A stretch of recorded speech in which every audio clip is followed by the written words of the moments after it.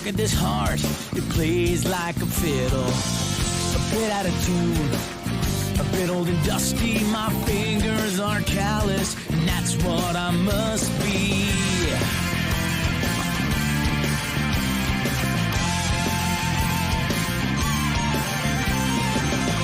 You're sitting there, your own little bubble, an empty bottle in your hand, 'cause life is giving you trouble.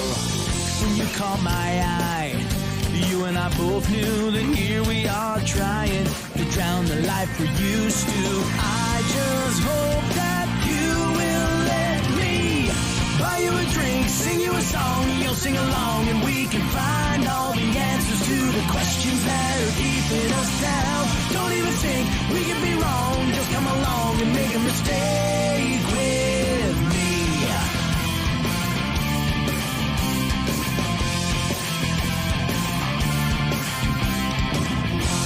Another round, another story. I don't want to hear about the ones that came before me. My time with you, I wouldn't trade a single minute. Yes, we're both the mess, but at least we can admit it. I just hope that you will let me buy you a drink, sing you a song, you'll sing along, and we can find all the answers to the questions that are keeping us down. Don't even think we can be wrong, just come along and make a mistake with me.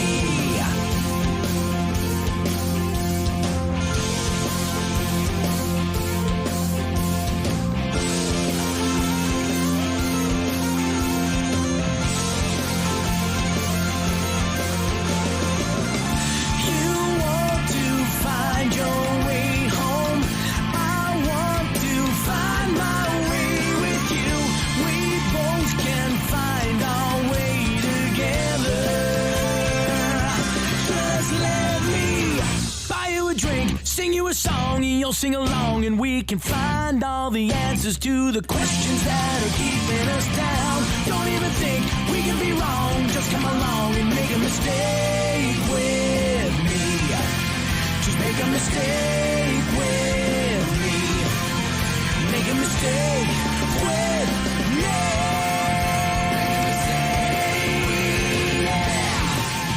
Make a mistake with me.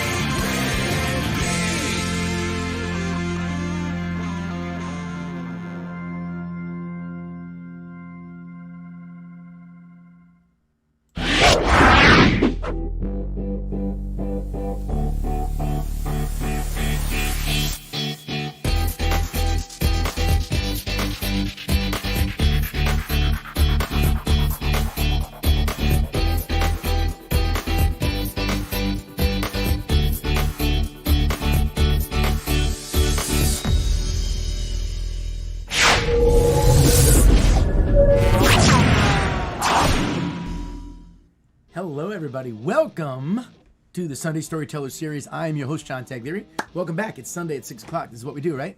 Every week we are here, and every week I do my best to bring you a songwriter to get behind the songs that maybe you know, maybe you don't, maybe it's somebody you've heard of, maybe it's somebody you haven't. But either way, we're going to get into the songs, and we're going to find out the whys. Not the glitz, not the glamour, not the red carpet stuff, but the why they wrote the songs. What's the meaning behind the songs? Why did that song tear at their heart enough to want to make them put pen to paper and bring that muse to life? We're going to get to the guest in a minute. I want to say welcome, happy Sunday. I hope everything's going well for you. I hope you're staying well in our COVID world. COVID world. We are right now on Facebook, on Twitch, on Periscope, and on YouTube, as well as on Roku, on the Plymouth Rock TV channel. So make sure you're tuning into one of those Sundays at 6. And we're also 7 o'clock Thursday on the Plymouth Rock channel on Roku as well. Now, I've been telling you for the last 2 weeks, I'm going to keep telling you, starting July 5th, we are exclusively going to Roku. So here on Facebook or Twitch or YouTube, or wherever you're watching right now, not on Roku, you better get yourself a Roku. If you have a smart TV, you probably have a Roku already installed in it. You can get the Plymouth Rock TV channel. It is free. So make sure you have that set before July 5th. Otherwise, you're not going to be able to see the whole show. We'll get you snippets. I'll put up little teasers. I'll show you what you're missing. But to get the whole show, starting July 5th, you're going to want to have a Roku. They're $29. Go get them. A lot of great channels anyway besides Plymouth Rock TV. That said, I hope you guys are keeping safe in this strange world. I gotta highlight something because I promised you I would. I got a cool new bracelet that my daughter made for me. It's a nice little rubber band bracelet. She got this kit that's got like 1 billion rubber bands in it, so she makes me these cool things. So I told her I was gonna wear one on the show. So Harmony Grace, thank you very much. Love you, little girl. All right, I want to get to this week's guest. This week's guest is Mr. Steven Mazzetta. Steven Mazzetta is one of those guys that when I moved up here to Massachusetts, everybody, as I started to get to know people around the scene, said, oh, have you seen Mazzetta yet? Have you seen Mazzetta yet? No, who's Mazzetta? You got to go see Mazzetta. So I found out that Steven Mazzetta was the musician that every other musician went to see on their nights off. He's that guy. He's that good. He's got 2 CDs out. One of them is self-titled Steven Mazzetta. The other one is called Tender Format. He's got an old school sound. Ray Charles, Marvin Gaye, Stevie Wonder. I like to say Donny Hathaway. We're going to talk about that a little bit today. We're going to delve into his influences. John Mayer, the Beatles. He's worked in New York City. He's worked in California. Was in New England for about 20 years. Currently living down in Florida. But we still talk all the time with the magic of the internet. And here we go, ladies and gentlemen. Mr. Steve Mazzetta. What's going on, buddy? Hey, John, how you doing, pal? I am well, my friend. I am well. Welcome to the show. Great to be here. I'm really honored to be part of your Sunday Storytellers series. Thank you. Thank you for coming on. It's my honor to have you. How's Florida treating you? Good. Hot, of course, and getting to the beach, spending a lot of time with family. We put an above-ground pool in our backyard. Nice. So party at Mazzetta's house tonight is what we're saying? That's it. That was a nice family project during the quarantine, and we're making good use of it. Very cool. So why don't you tell everybody a little bit more about you than I did?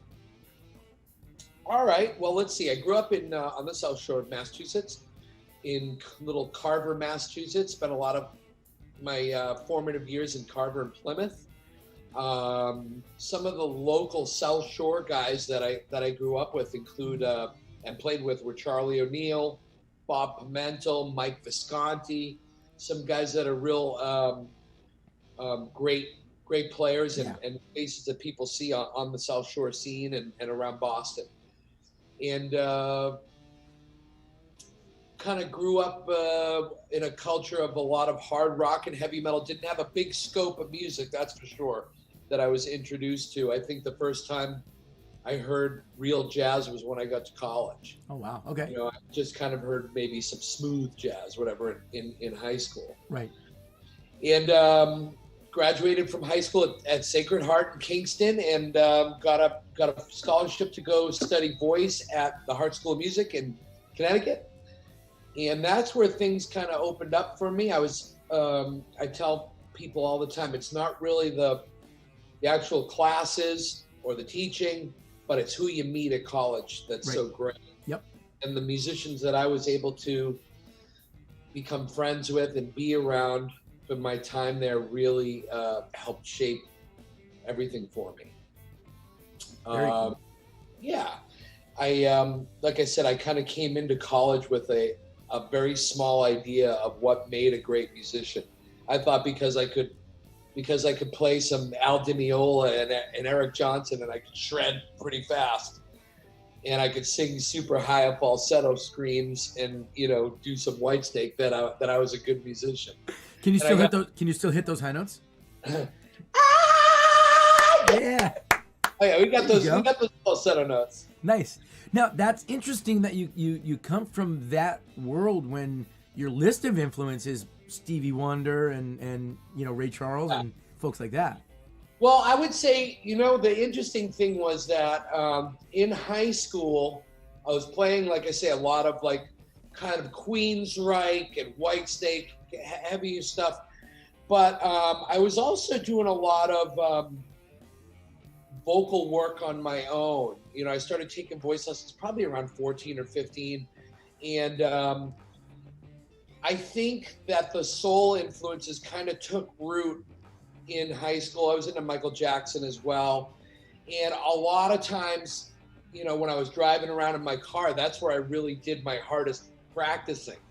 I would literally just go out for car drives around Plymouth and Carver for an hour or two, crank up whatever it was, whether it was Nice. Brad Delp from Boston, who I always looked up to, or Steve Perry from Journey. Right.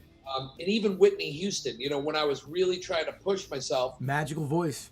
Incredible. One of the 3 greatest voices I've ever heard in my life. Yeah. And so, even when I got to college, I remember it was a funny story that I got in trouble with my voice teacher because he was trying to push me straight towards classical. And somebody told him that I was in the practice rooms down at Hart doing pop music. I was singing some Anita Baker and Luther Vandross tunes and this and that. Yeah. Yeah, those instructors don't like that. Oh, no. They were trying to mold me into their little, their idea of what they wanted. Were they pushing you more toward to be like an operatic type singer? Exactly. And okay. like I said, I had no idea. I just went and auditioned for them. And because they had a great reputation and because my family didn't have a lot of money, I grew up with just my mom working 2 jobs, taking care of us. The fact that they gave me a good scholarship kind of forced our hand, like, hey, you know what? This is a good school and they're giving us a lot of help. Let's do this. Right. And so I went in thinking, as a vocal performance major, they're just going to shape me into a really well-rounded singer that can go from this to this to this and have a really huge range and know how to use my instrument. It should have said, this is really an opera major. We're going to have you singing, oh, sole mio, Yep. Trying to make this big, heavy vibrato sound. In fact, kind of a funny add-on to that story. I came back from my freshman year of college, and I was hanging out with my best friend, Bob Pimento, who's the drummer in the Joshua Tree. And like I said, I grew up playing with he and Charlie O'Neill in this heavy metal band. And so Bob and I were cruising around, and we're cranking out tunes and singing. And he said to me, you sound so different right now after 1 year of college. And I said, yeah, I've lost a lot of notes on my top. And they're just trying to push this very heavy sound out of me. Right. So fortunately, I was able to steer myself out of that teacher and out of that program and into more of a music theater and jazz vocal style. Well, that'll stretch you out vocally. Yeah, exactly. And as much as I can't, sorry, but I'm not a big music theater fan. My wife and all my kids, they're huge into the musicals. But I burnt out in college seeing all of it. And I actually became very disenchanted with singers in general. And I stopped singing for a while because I felt like the singers that I was meeting in college thought that because the instrument is in our body, they're extra special. My feeling was always, you're no more special than the person down the hallway playing that violin sonata and busting their ass, to become a concert pianist. In fact, I think they're working harder than you are. So I strove to be more like the instrumentalist, and I think getting away from singing for a little bit and focusing on the instrument, meeting a lot of really great jazz musicians. I couldn't even solo over a blues. I just thought playing 1,000 notes fast was, that made me good. Well, that was the qualification for the 80s was, can you play Malmsteen or something like, can you play Satriani? Can you play Eric Johnson? Then you were a good guitar player. Never mind, like, I was a Rick Emmett fan, a Triumph Rick Emmett fan, and that guy was sticking classical sonatas into rock concerts. And you're just like, oh, okay.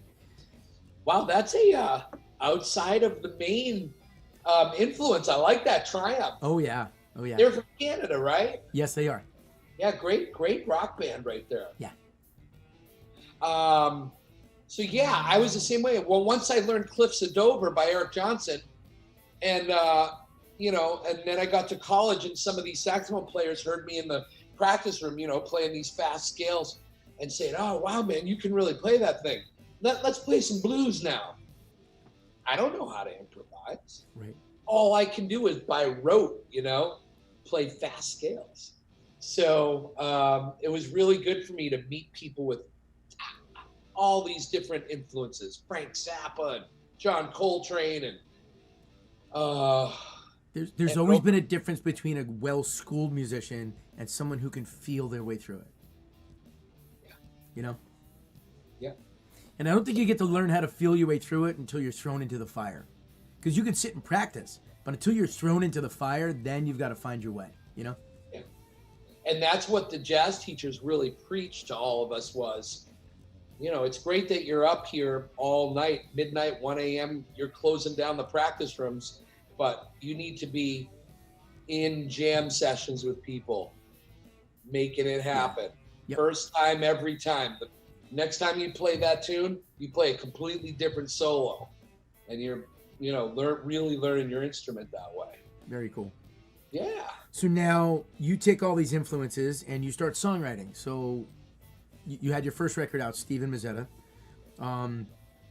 How does the first record happen for you? How do you start to find yourself, your own voice as a singer and a writer? Well, after I graduated from Hart, I was living in Hartford, and I went on a cross-country trip with my sister in a VW bus. Nice. Which was a really fun time. Everybody that passed us hit us up for weed. And I had this really cool jumbo body Guild guitar. And my intention was to start really writing on the road with my sister. And, you know, I got some ideas, but it was mostly just hanging out and playing Beatles tunes, you know. And, yeah. I moved to New York City right after that trip with her. That was a wonderful 2-month excursion around the country. And when I got to New York, a lot of my friends from the Hart School had moved down there, stayed with a friend for a few weeks, and she played me Joni Mitchell Blue. And my doors were blown. Yep. And I thought, what the heck is going on? How come I'm hearing this and now I'm bawling all over the floor? I've never heard music like this before. Yeah. She's detuning her guitar. She's doing all sorts of wild things. And really grabbing sounds that are in her imagination like a painter. That's the best way I can describe it. Yep. And I really gravitated towards that. I thought, man, I'm not really good at writing songs with just these bar chords or whatever. But I was always trying to stick my fingers in different places and get different sounds, different chords. Right. Kind of related to that. And I thought, I really want to start writing songs. And so the songwriting really began, you know, towards the end of the trip with my sister. And when I moved to New York, I had a few song ideas, and Joni Mitchell kind of, I feel like, gave me the confidence and the desire to want to try to do it. You know, I don't think I really thought I could do it before that. Right. That's an era of songwriting I don't think we really have anymore. Because you had Joni Mitchell, you had Carole King, Tapestry, you had James Taylor, you had Jim Croce, you had people that were just writing these Neil Young. Now classics, like untouchable classics. I agree with you. I think just as the 60s were so great for rock music with Hendrix and Zeppelin and all these, the Beatles obviously were going strong, the Who. I feel like those early 70s, even to mid 70s when Fleetwood Mac started to come. Yep. The songwriting from that time period is unbelievable. Yep. Still my favorite decade. And it's not belittling anybody's songwriting today by any means. It's just saying that was, there are some that just operate at a different level. And to me, that ilk of writers from that era are just at a different level. Yeah. You know, so it's cool that that's where you're coming from, because that's an influence. I think as a writer, everybody, there's like 10 essential records from the 70s that everybody should go get if you want to be a songwriter, you know? And you just, a few of them, Tapestry and Blue, and I would throw Fleetwood Mac Rumors on. Yep, absolutely. Yeah. All right, so the first song we're going to do today is People and Places. People and Places. Tell me about the song. Tell me how you wrote it, where it came from. Well, while I was on my cross-country excursion with my sister, we ended up in Haight-Ashbury part of San Francisco, and there were some kids a few years younger than us. We were in our mid-20s at that point. And these kids were maybe about between 18 and 21, 22. And they were begging for money on the street. And I did not respond very well to it because they were all very able-bodied and they just kind of looked like spoiled brats that wanted some weed money and didn't want to have to do anything for it. And growing up in Plymouth and, you know, the South Shore, it's very blue collar. Right. Doesn't mean we all had money, that's for sure. No, we're all working stiffs. But this People and Places song kind of was spurred by my feeling like, you know, one of the lyrics is holding out your hand for a dime or two. Have I seen you somewhere, maybe in school? Feeling kind of angry and a little bit scared. Who's the one to blame? I don't care, because you're just like me. You're not crippled. You're not a poor veteran that's come back from war and needs help, you know, because your body's not working. You're a kid like me. Get out there and work. Right. Yeah. So that was kind of part of the impetus for this song. So People and Places. Yeah. All right. Ladies and gentlemen, Steve Mazzetta, People and Places.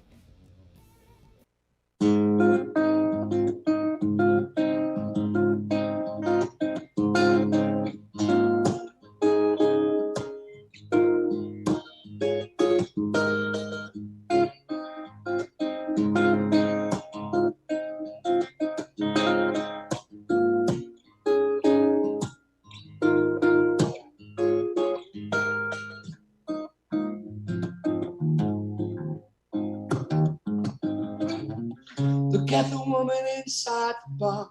Same smile, same place every day.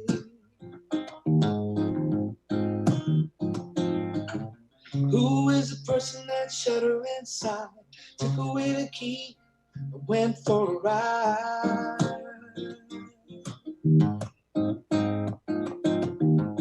Can't she see there's a life worth living?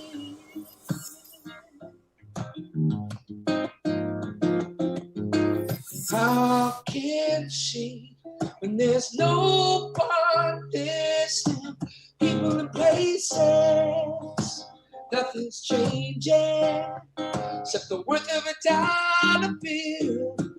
That's not you and me. Yeah, that's not you and me. It's not you and me. Yeah, not you and me.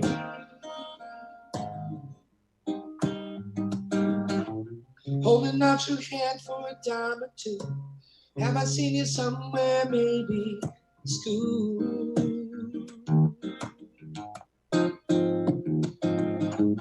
Feeling kind of angry and a little bit scared. Who's the one to blame? I think I really don't care. 'Cause I can't help you. You got to help yourself.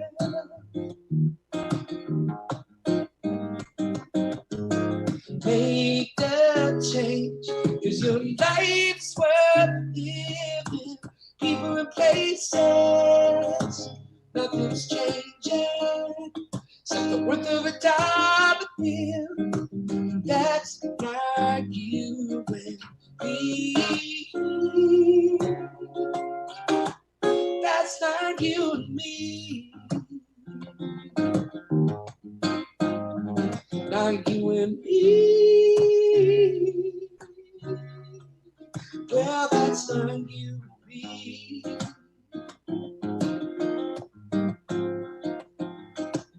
Getting closer, falling back. I think we're all together. I can't see no difference between worse and getting better. I wanna know if I love you, will you love me? If I smile, will you smile? If I wanna be your friend,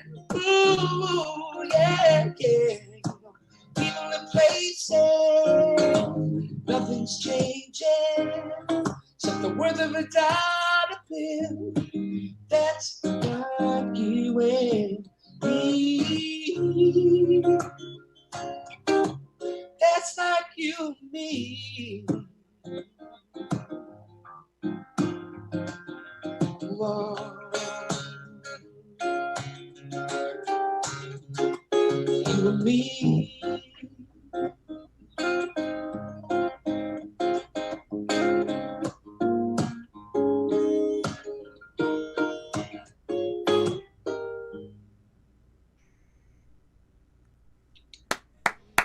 Nice, man. That's awesome. Oh, working out the scabs today. Boy, high notes are having some real issues coming through. Wow, you sounded great, man. That's smooth, man. That's like that buttery smooth old school R&B kind of sound. I love that. People, don't forget, right down here, his information is scrolling. So make sure you grab his website, stop by his Facebook, say hi. Very, very cool song, man. This is cool because I've never heard your originals. So I've been excited this whole time because I never got to hear anything before this. So I'm hearing them for the first time with you right now. I like it. I like it a lot. There's a song I requested you do at one of your shows, Little River Band, Reminiscent. And it's that it's the same kind of falls in that same world. You know? Yeah. I gravitated towards that song. Yeah, just so good. All right, what's the next song that we're going to do? Next song we're going to do is On the Train. On the Train, okay. So tell us about On the Train. Yeah, this one came about, I like to refer to a lot of my songs as the sad love songs for the over 40 crowd. So if you're looking for that kind of material, you've come to the right place. It's a big market, man. It is a big market.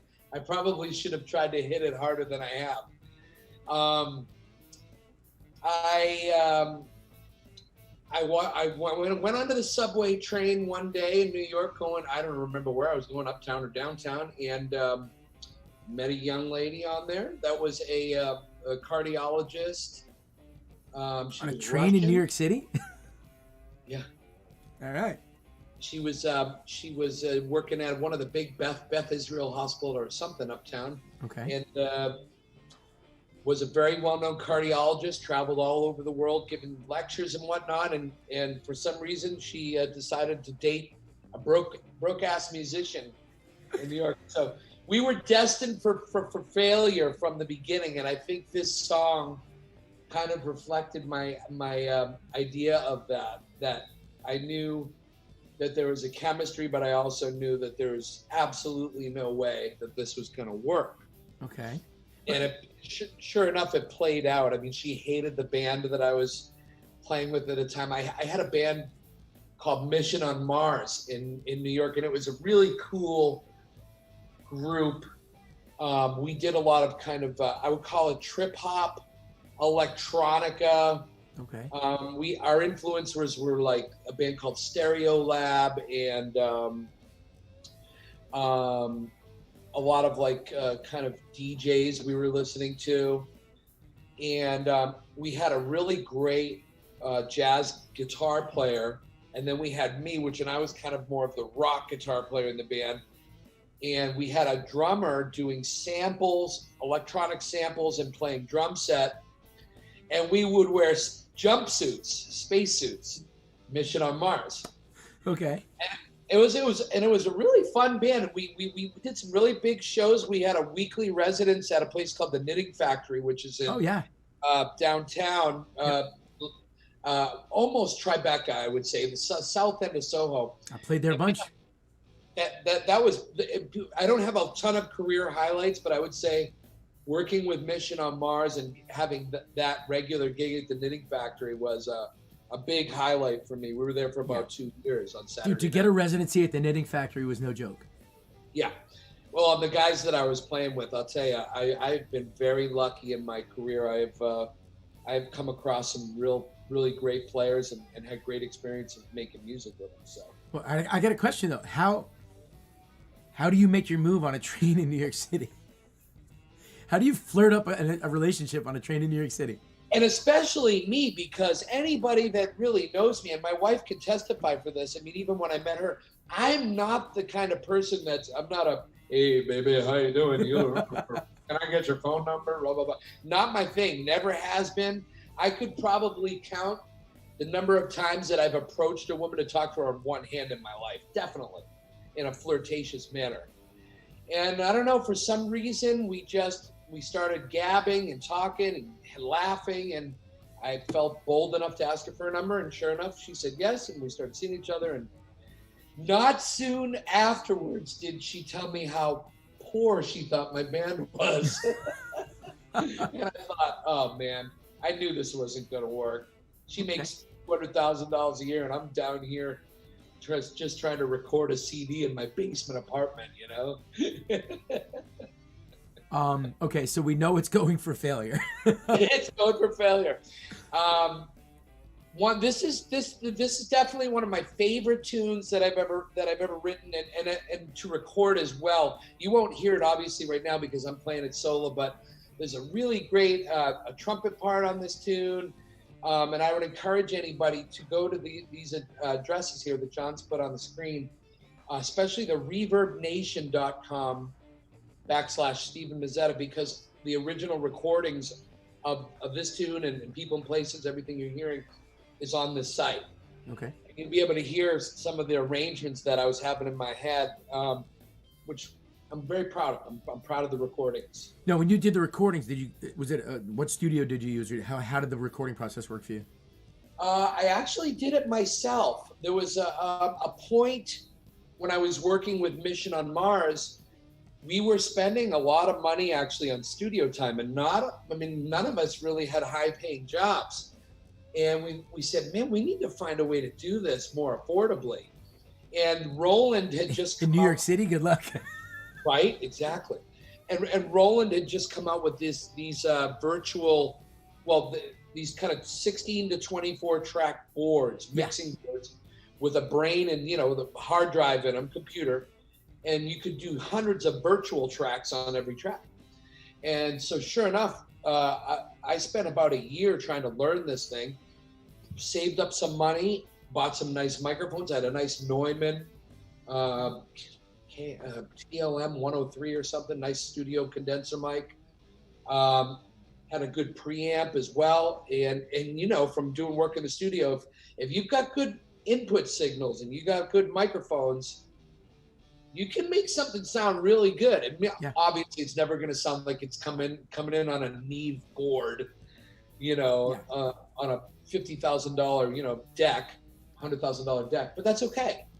If the musicianship's good, you get a good signal. Yep. You can make a CD. And that's more important, especially the musicianship part. No, I've always hated that. Oh, we'll fix it in the mix. No. Play it. Yeah, if you're not playing it well, the mix isn't gonna fix anything. You can't polish a turd. Well, Justin Bieber proves that's not true. Oh, did I say that? Uh-oh. Oh no, you're gonna get in trouble on the Sunday Story. That's it. I'm getting sued. Oh man. So at the end of the day, over the course of about a year and a half, I turned my studio basement apartment in the East Village into a recording studio.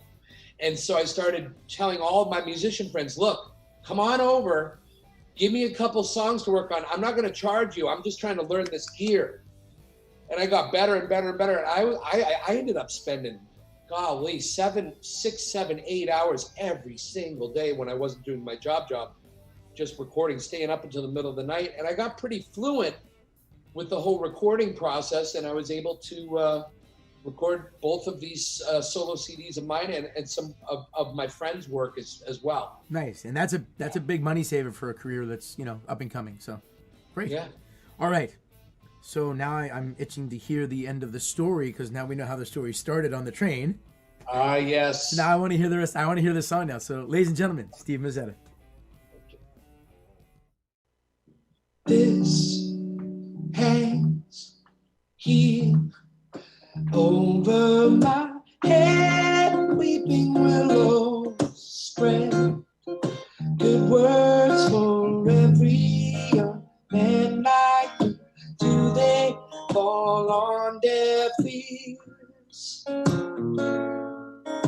Now this scar heals, but there's another behind it. Feels better when I drink the poison, play with my toys, and then laugh away all of my time.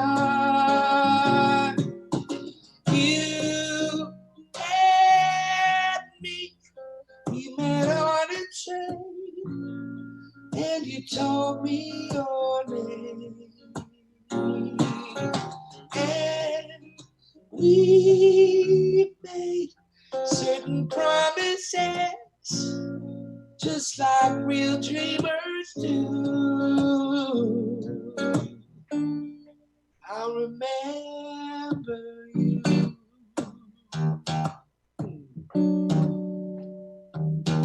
Awaken me, take me for somebody else who's got more of a job and a life and a wall up in front of them.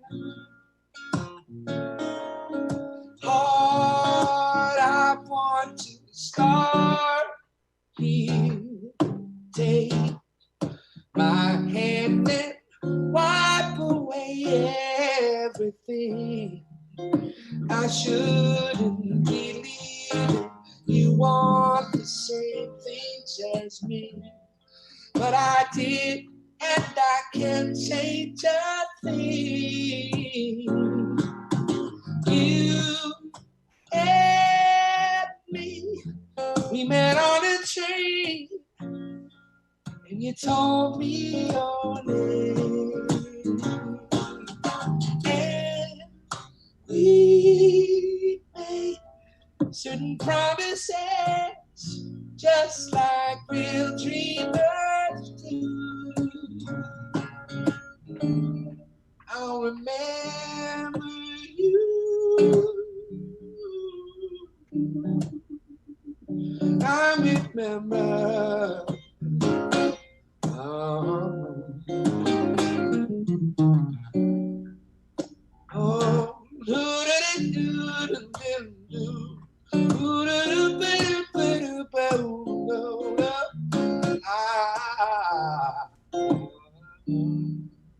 And there's a long guitar solo on the original recording, so that's On the Train. Nice, man. Thank Cool you. vibe. Once again, cool vibe. Man, that's just smooth. You are smooth, just like buttery smooth. Who would You have ever smooth, thought, yo. Who would have ever thought those Whitesnake and Dokken roots We're turning to that. would turn into that? All right. So now we move on to a song called "Independent Woman." Ah, yes. Tell us about that. So, this one is a lot of my songs don't have very much variance to them. I write sad love songs. That's what we do. That's it. That's kind of been my history, and I'm waiting for my wife to break up with me and dump me for a while, so I can write a whole album about her. There you go. My wife and I have had that same discussion. She said to me one time, "You haven't written songs lately." I'm like, we haven't had a fight. Right? Everything's going good. You know, I'm in love. I could just write a happy song. I love you when you love me. Here we go. Right. There she goes right now. That's our guest on the show. Yeah, we had a nice gig last night, right, babe? And a late one. That's why I apologize to people watching. I usually have a little more control of the high range. Right now, it's very rough. Well, be glad we're gigging again. That's it. No complaints. Yeah. Honey, can you grab me a water? Thank you. So next up, Independent Woman. Very simple. I was dating somebody in New York City, and this was after the doctor. Okay. This is somebody that I went to college with, and it was a very fiery breakup. 1 week I thought we were getting prepared to be married. and possibly start saving. You know, her dad was an investment banker, and we were talking about, oh, we should start socking money away to be married. The next week she cheated on me and I was dumped. So that obviously is good fuel for songwriting when you get, Hell yeah. You're in the pouring rain sitting out on Avenue A, and the person you thought a week ago that you might be marrying is actually cheating on you, and you're done. So, I gotta ask, did you catch her? Did she tell you? I mean, she just told me straight out because. Well, all right, give her credit for that. Yeah.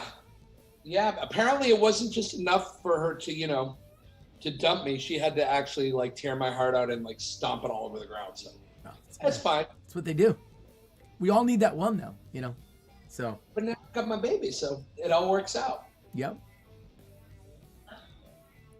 That's awesome. And so Independent Woman was basically out of this. I don't want to say we went back and forth after the breakup, but there was predictably a period where, we saw each other again. She proclaimed her love for me and the mistake that she made. Can we please get back together? Right. I'm a sucker, so I'm like, of course we can. I'll be and burned again. Of course, that lasts about 2 days. The reunion tour, and I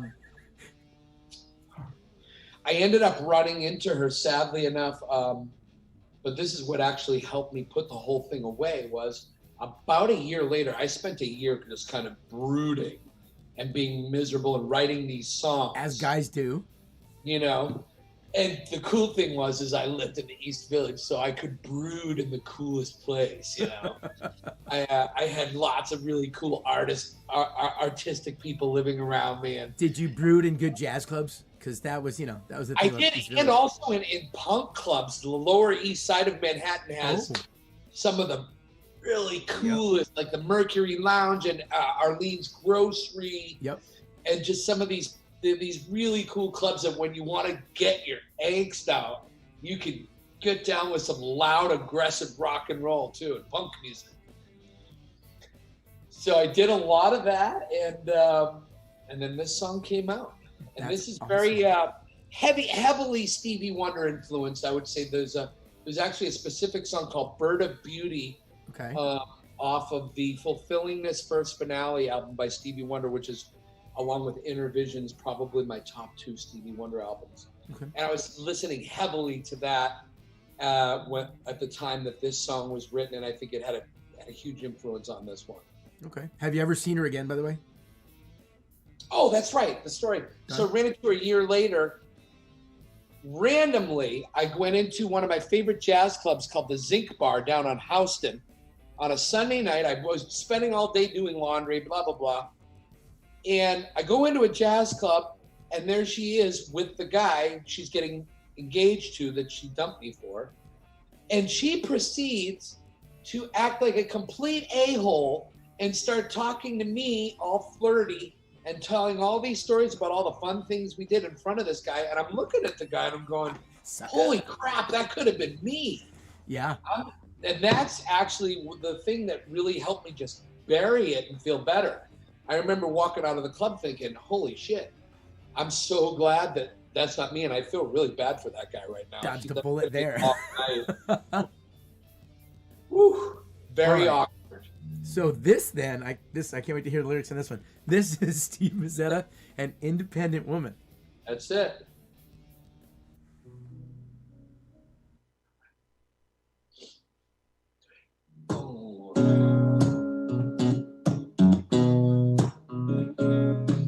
Independent woman of the world for so long, you fought to be understood. How good life would be if you could. Independent woman, you can see clearly that I'm not so far from where you are.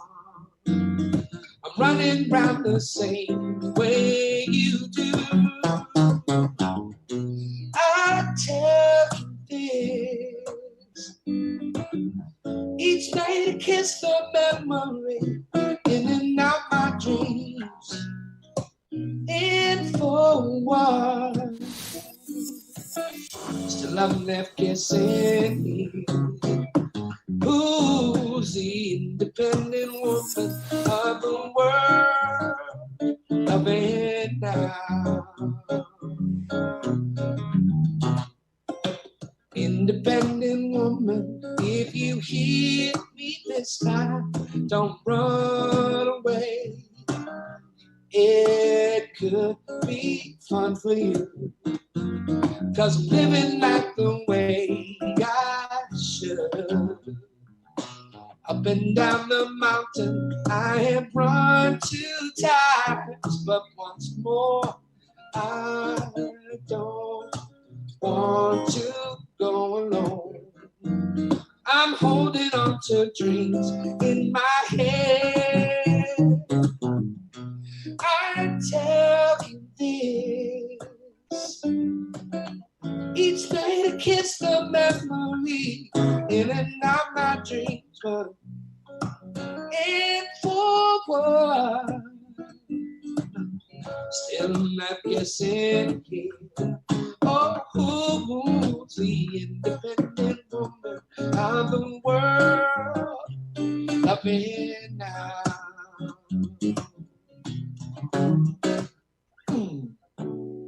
Forgotten tears and forgotten years, I should say. Even though I cry a lonely tear for you. Oh, I tell you this. Each night I kiss the memory in and out my dreams. And for what? Still I'm left guessing here. Who's the independent woman of the world? Loving now. Independent woman of the world. Loving now. Independent woman of the world. Loving now. Who's the independent woman of the world? Loving now. Independent woman of the world. Loving now. Nice. So much. Definitely Stevie Wonder. I feel that. I hear that, man. And Yeah. I said his name at the beginning of the show too, Donny Hathaway. The first time I ever heard you sing doing covers, I was like, Donny Hathaway, all over that guy.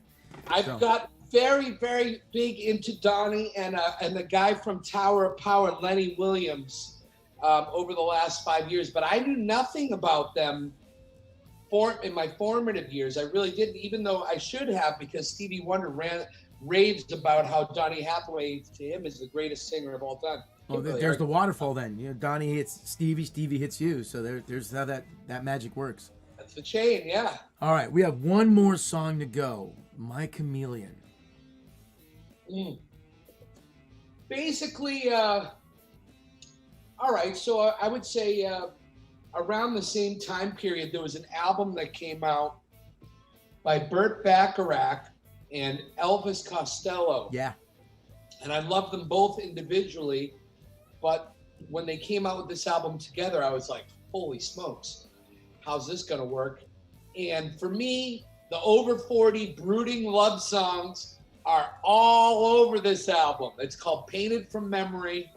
Incredible record. And it was the perfect record for me at that time. I could just continue to be super sad and get great harmony with being sad. You got to do a record called A Heartbreak Killer or something. That's it.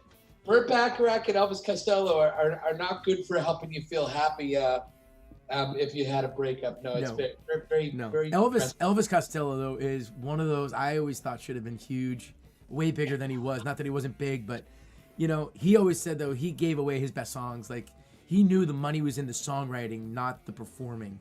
And I think there was a quote one time, I'm probably going to get it wrong, but he said something like, I gave all my best songs away, I kept the ones I liked, and everything that was left I gave to David Bowie. Hey, so I'm sure it made him some coin. Sure. And that's the thing. I mean, he's had one of the best songwriting careers out there, and that record with Baccarat was brilliant. Just synergy, you know? Yeah, absolutely. So this song, My Chameleon, is right out of that. In fact, I know when I went into the studio to record it, I was specifically listening to the arrangements and kind of modeling what I was doing after that Baccarat Costello album. Okay. Now, where does the impetus, where's the spark for My Chameleon come from?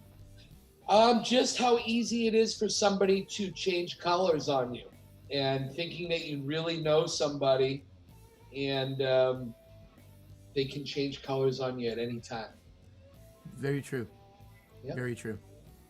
All right, ladies and gentlemen, Mr. Steve Mazzetta, My Chameleon.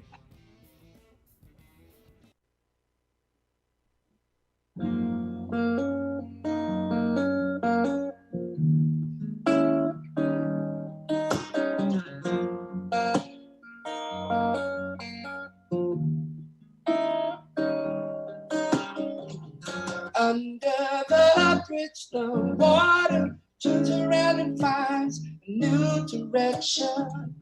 Reminds me of the turn you made, hot and cold, like a chameleon. When you put the memory away, another broken heart left in the rain. Did I really think you would that day?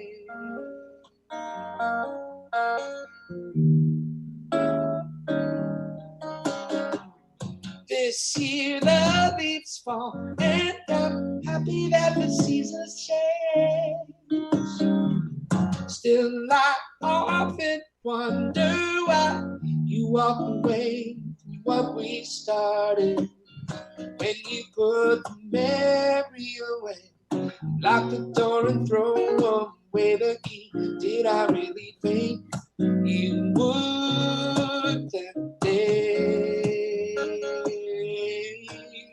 Yeah, and I put the memory away.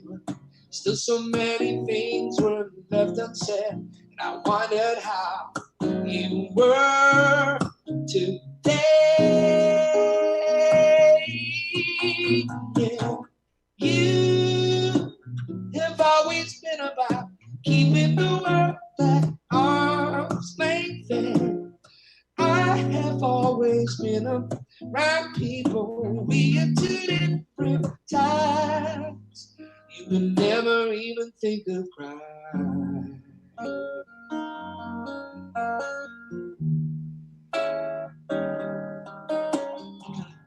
The birds are all flying inside, searching for a warmer place.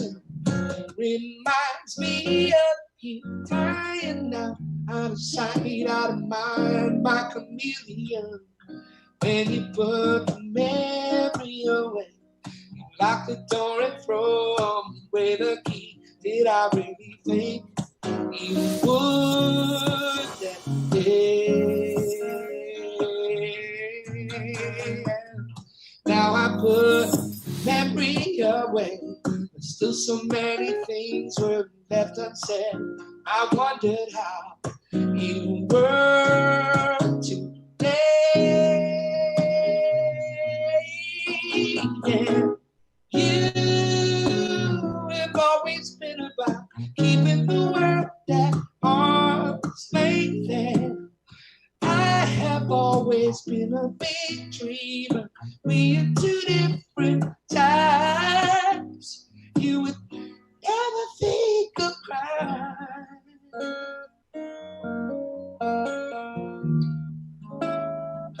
Never even think of crying.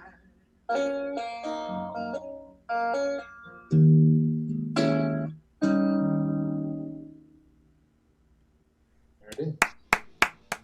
Nice. Nicely done. Nicely done. Cool, man. Very Bacharach cool. right there with the, Yeah. especially the section.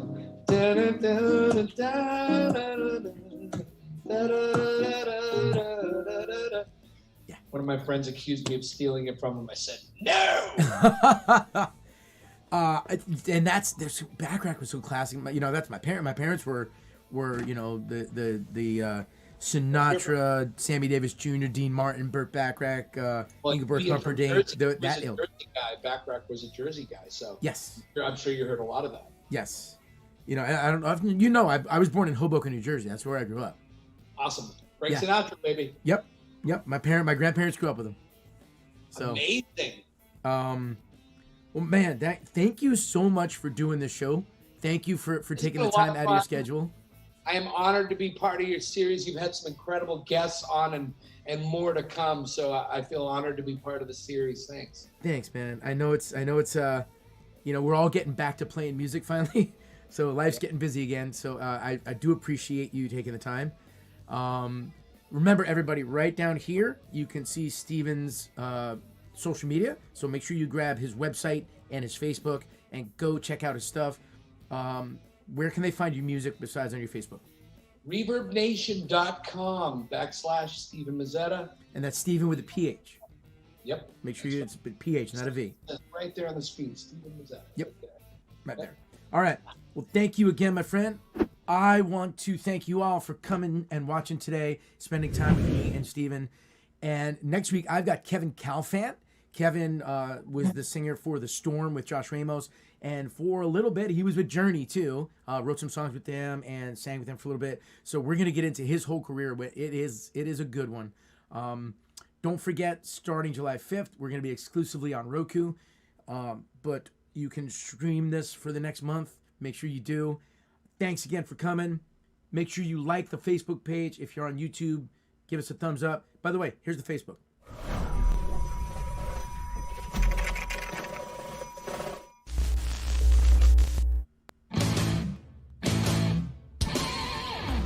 You and I are at this place again.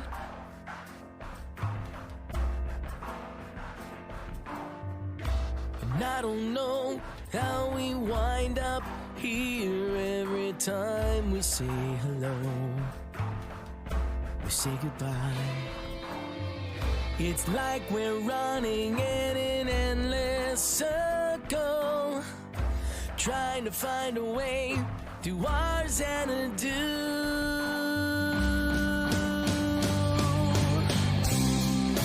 And here we are again, just you and me, fighting all our battles for eternity, wondering if we can never find our way back home.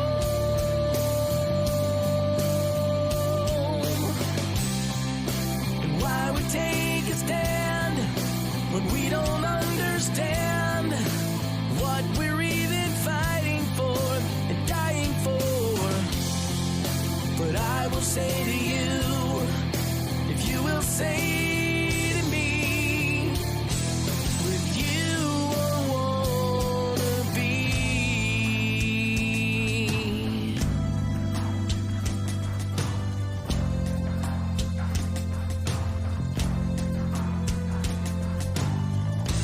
Trying hard to find some sanity between you and me. Seems the harder we try, the harder we fall. And I don't like this anymore. I'm seeing colors in darkened grays, and I just want this to all go away.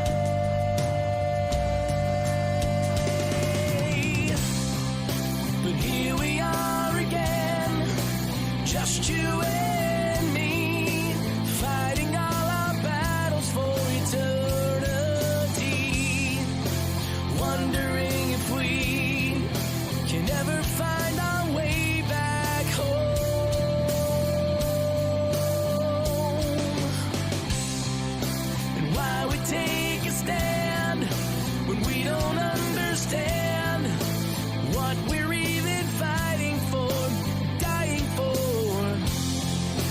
But I will say to you, if you will say to me, with you I wanna be, and I don't wanna spend the rest of my life living in this hell. No, I'd rather die. Can we just break down these walls and